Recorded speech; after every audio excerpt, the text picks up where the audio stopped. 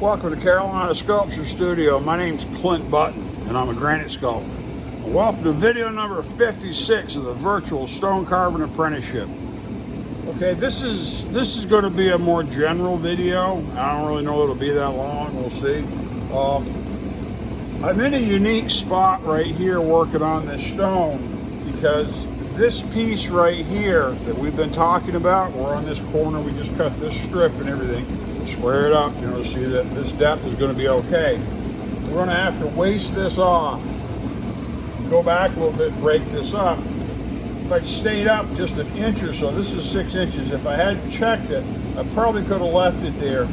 Hopefully we can only go in about an inch here, just enough to get a stone on to clear this break, and then break this up from the bottom, and we won't have to go as deep on this side probably as we will on the other sides.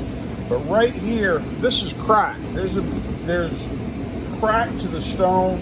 Right here, there's a crack, and right here, there's a crack. And we had seen that with how this was shaped, with the light was different, because we had a very obvious thing.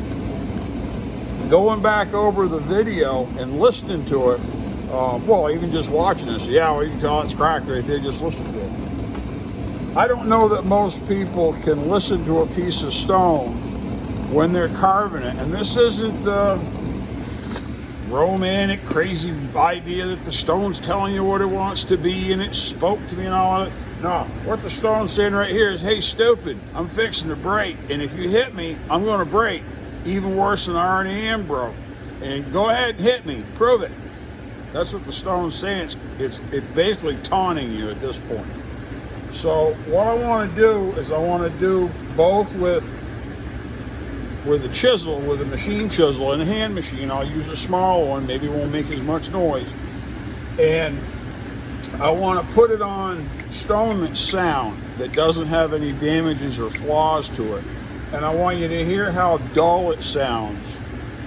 Okay, it'll just have sort of I don't know, it sounds the way stone's supposed to sound. It just takes it, sits right there and resists you.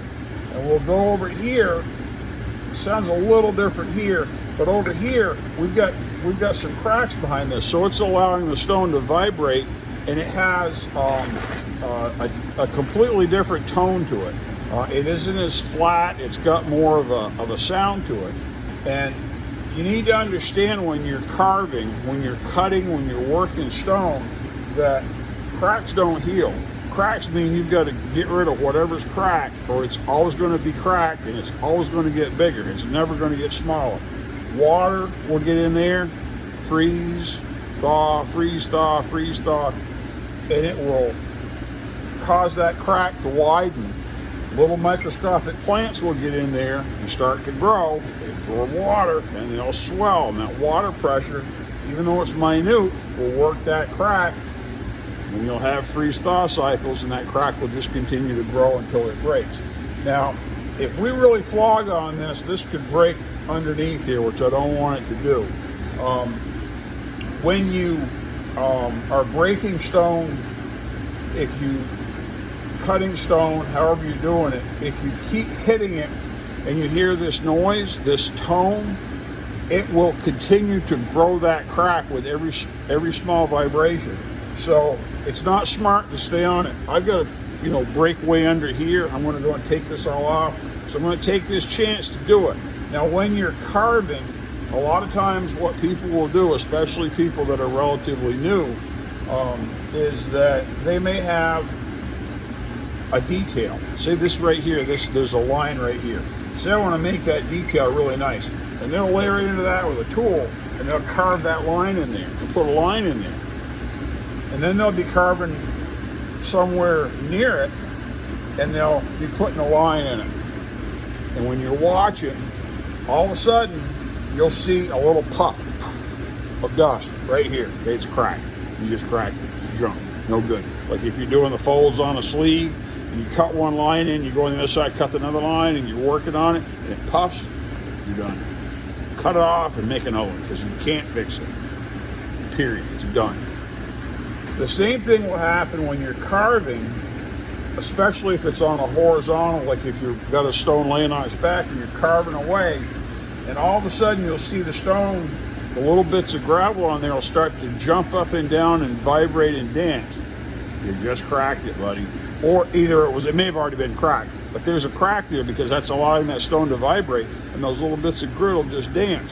And so if you're going to be an efficient carver and carve for money, you know, because that's all about how many, you know, how much an hour you can cut, because you get paid by the hour, or if you get paid by the job, you want to get the job done as fast as you can and not spend an extra 6 months on it for the same $500 you get paid to spend in 3 days on it, or whatever.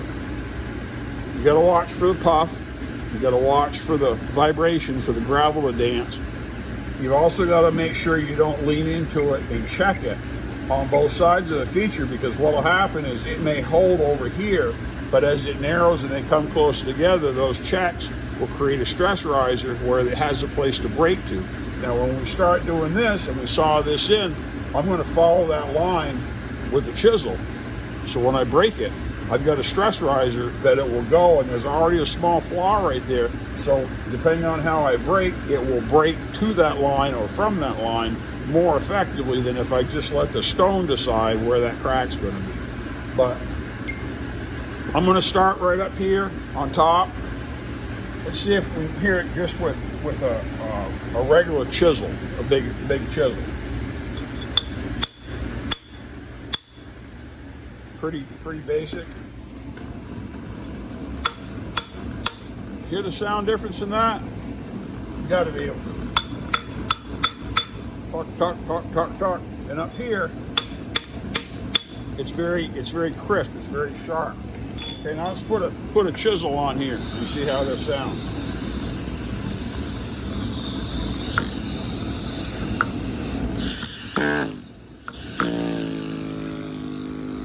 We'll go up here where it's sound. That's just the chisel, just the hammer. Now listen down here.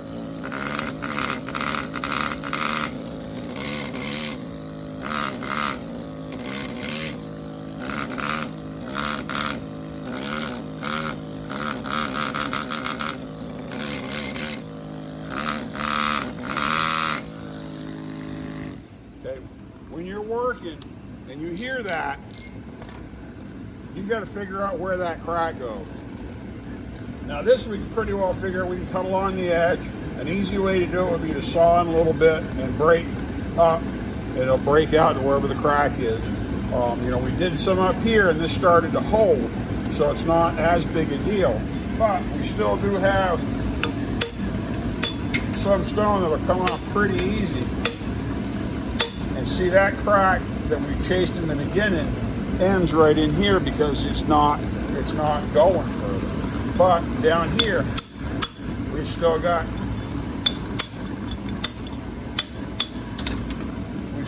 some stuff down here where it's really soft, where there is a crack. We can put water on it. Okay, water will stay wet where the crack is because it'll go into the crack. Everything on the top will dry off first. Then that water will continue to come out. And that's one way you can look for the crack to see it a little bit better. That's an easy way. When you get a piece of stone, wet it down and wipe it off. You see what stays wet. And if you've got a nice skinny line that stays wet, you've probably got a crack in there. And it can be marble or limestone or anything else. But with this, we're going to go in a little bit. This is 6 inches. Going to go in a little bit, catch this up to break this. I wanted to proof this to make sure this was deep enough, and hopefully just go in an inch or so, and that should break and pull that off enough that when I come in from the bottom, we'll snap it up and it'll be good. But we're close to, we're on our dimension there, and we should be able to get a break where our maximum height out here is that 2'4" that we're going for. And then on the other smooth sides will have cut in deeper. But I wanted to take a minute and show you this, just do a quick video, because you know people don't talk about stuff like this, cracks, and cracks are part of life, man. You're going to end up having some. Your goal isn't to have lots of them.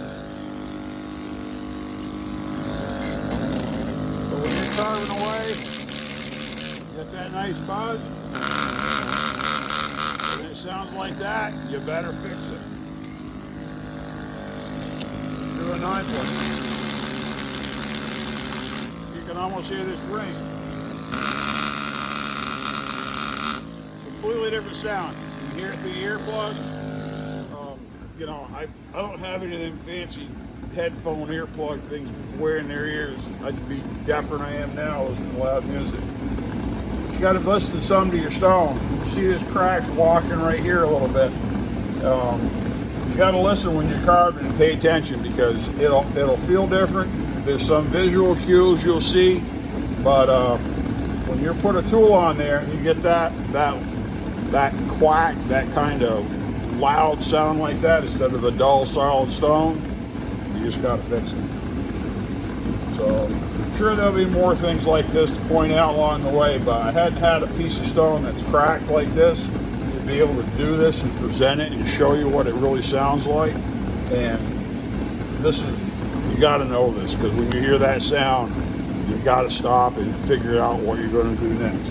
We're at the beginning, this is waste stone, it doesn't matter. But if you're working on her hands and you're pushing right here on her hands and you start hearing that sound, it gets really fast, man. So pay attention to what your stone's saying. It ain't going to tell you it wants to be a butterfly. It's going to tell you that it's fixing to teach you a lesson. You need to be the teacher whenever you can be. So listen to your stone. And that's how we talk about cracks here in the studio. But anyways, we'll go ahead and wrap this video up. Be a little short video, and it'll probably get a bazillion views, and nobody will watch anything else because it's the shortest video of the bunch. My name's Clint Button here at Carolina Sculpture Studio with a virtual stone carving apprenticeship, talking about hearing cracks in your stone. Thanks for coming in.